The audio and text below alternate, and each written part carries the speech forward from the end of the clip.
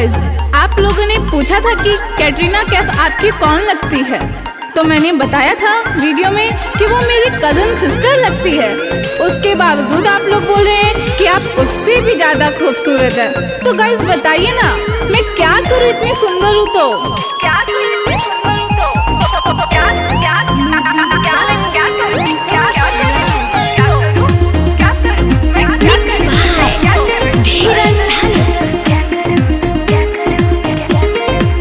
जब जब करेलू ओठा लाली रेड कलर के, देखेला सारा लोग तुके जी भर के। जब जब करेलू ओठा लाली रेड कलर के, देखेला सारा लोग तुके जी भर के। तुम ही बताओ मैं किस किस को मना करूं, तुम ही बताओ मैं किस किस को मना करूं।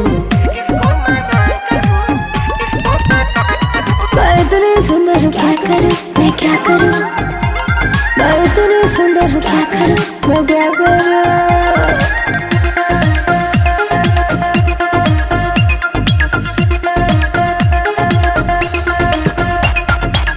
कमी के काजल जब तू करेलू अपना आँख में, जिला जवार के लइका सारा रहेलन सब फिराक में। तू काला चश्मा लगा के गोरी, क्या लगती हो यार। मैं इतनी सुंदर हूँ क्या करूँ, मैं क्या करूँ। मैं इतनी सुंदर हूँ क्या करूँ, अरे क्या करूँ।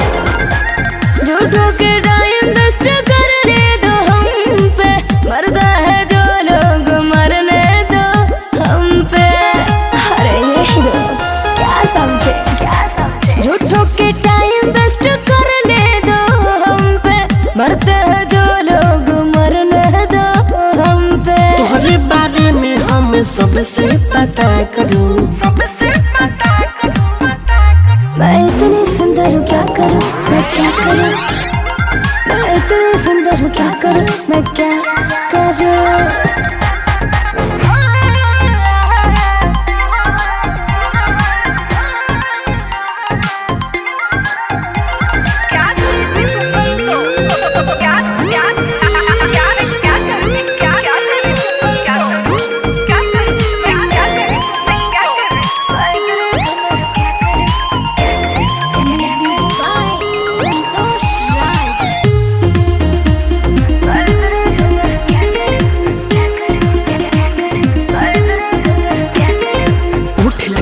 चटक से मिया गाल गुलाबी लागेला, कमर कुन से पातर बाटे आँख शराबी लागेला। हम दादी अंगूरी दबा के जान लोगी क्या रे। मैं इतनी सुंदर हूँ क्या करूँ, मैं क्या करूँ। मैं इतनी सुंदर हूँ क्या करूँ, मैं क्या करूँ। अपना गलत फहमी दिल से निकालो, निर्मल जोगे समेट खुद को संभालो।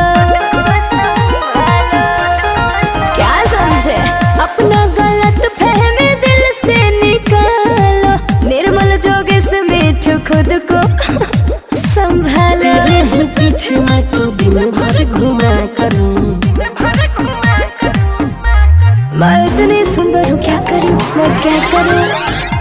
मैं इतनी सुंदर हूँ क्या करूँ, मैं क्या करूँ।